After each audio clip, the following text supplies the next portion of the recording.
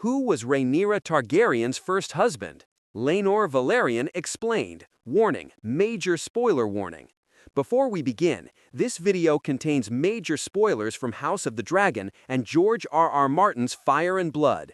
We'll explain who Laenor Velaryon was, why he married Rhaenyra Targaryen, what really happened to him, and why his story became one of the most tragic and misunderstood in the Dance of the Dragons. With that said, let's get started. When people think about Rhaenyra Targaryen's husbands, most immediately think of Daemon Targaryen. After all, Daemon becomes her greatest ally, her second husband, and one of the most important figures in the Dance of the Dragons. But before Daemon, there was another man, a prince, a dragon rider, the heir to the richest house in Westeros. A man whose marriage to Rhaenyra was supposed to unite two of the most powerful families in the Seven Kingdoms. His name was Sir Laenor Velaryon. So, who exactly was Laenor Velaryon? Why did he marry Rhaenyra, and what really happened to him? Let's break it all down. Who was Laenor Velaryon? Laenor Velaryon wasn't just another nobleman. He was one of the most important young lords in Westeros. He was the son of the legendary Lord Corlys Velaryon, also known as the Sea Snake, the greatest sailor and explorer of his age. His mother was Princess Rhaenys Targaryen, the woman many fans know as the Queen Who Never Was. That meant Laenor carried the blood of both House Velaryon and House Targaryen, making him one of the strongest political matches in the realm. But Laenor wasn't known only for his famous parents. He was also a skilled warrior, a respected knight, and, most importantly, a dragon rider. His dragon was Sea Smoke, one of the most beautiful dragons in Westeros. Even before marrying Rhaenyra, Laenor had already proven himself during the War for the Stepstones, where he fought alongside Corlys Velaryon and Prince Daemon Targaryen. He wasn't simply a prince by birth. He had earned respect on the battlefield. Why did Rhaenyra marry Laenor? The marriage wasn't based on romance. It was politics. King Viserys I knew that tensions had grown between House Targaryen and House Velaryon. Lord Corlys had become frustrated after Viserys repeatedly overlooked his family. To repair that relationship, Viserys arranged a marriage between Rhaenyra and Laenor. The union offered major advantages. It strengthened the alliance between the two most powerful Valyrian houses. It secured Velaryon loyalty to the Iron Throne. And it reinforced Rhaenyra's claim to become queen. On paper, it was the perfect political marriage. There was only one problem. Neither of them truly married for love. Did Laenor and Rhaenyra love each other? Surprisingly, yes, just not in the way many people expected. Both understood the difficult position they were in.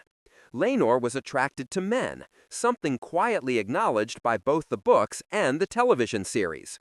Rhaenyra accepted him for who he was. Rather than pretending to have a perfect marriage, they reached an understanding. They would fulfill their royal duties, protect each other, remain loyal friends, and quietly pursue happiness in their own ways whenever possible. In many respects, their relationship was built on mutual respect instead of romantic passion. That honesty made them one of the healthier marriages in House of the Dragon, even if it wasn't conventional. Who fathered Rhaenyra's children? This became one of the biggest scandals in Westeros. Officially, Rhaenyra and Laenor had 3 sons, Jacaerys, Lucerys, and Joffrey Velaryon. Legally, they were recognized as Laenor's heirs. However, rumors spread almost immediately. Unlike Laenor, the boys had brown hair, brown eyes, and features that resembled Sir Harwin Strong far more than House Velaryon. Although no one publicly proved the claims, much of Westeros believed Harwin Strong was their biological father. Those rumors became one of the biggest political weapons used against Rhaenyra during the succession crisis. Even so, Laenor continued raising the boys as his own. That decision demonstrated remarkable loyalty. Whether they shared his blood or not, was Laenor a good father? Although history often focuses on the question of biology, the more important question may be something else. Did Laenor love the children? The answer appears to be yes. He accepted them, protected them, and publicly acknowledged them as his sons. In a world obsessed with bloodlines, that choice required enormous courage. He understood what rejecting the boys would mean. It would destroy Rhaenyra's claim and place the children in terrible danger. Instead, he stood beside his wife, even when rumors continued spreading throughout the realm. What happened to Laenor? This is where the books and television series take very different paths. In Fire and Blood, Laenor dies in Spicetown after a violent confrontation with Sir Carl Corey. The exact motive is unclear. Some accounts describe it as a lover's quarrel. Others suggest political conspiracy. George R.R. Martin intentionally leaves the truth uncertain. But HBO chose a completely different ending. Instead of killing Laenor, the series reveals that Rhaenyra and Daemon secretly help him fake his own death. A body is left behind to convince everyone he has been murdered. Meanwhile, Laenor escapes across the narrow sea with Carl Corey to begin a new life far away from Westeros. It's one of the show's biggest departures from Fire and Blood, and one of its most debated changes. Why did the show change his fate? Many fans wondered why HBO avoided killing Laenor. One possible reason is simple. It allows Laenor to receive a hopeful ending. Unlike many characters in House of the Dragon, he escapes the endless cycle of political violence. Instead of becoming another victim of the dance, he finally gains something he never truly had: freedom. The series also avoids portraying Rhaenyra and Daemon as directly responsible for murdering an innocent man. That makes both characters morally more complex. Rather than killers, they become unlikely liberators, at least in this particular storyline. Who did Rhaenyra marry next? After Laenor's apparent death, Rhaenyra wastes little time. She marries her uncle, Prince Daemon Targaryen. Unlike her political marriage to Laenor, this union is driven by genuine affection, shared ambition, and their deep Valyrian heritage.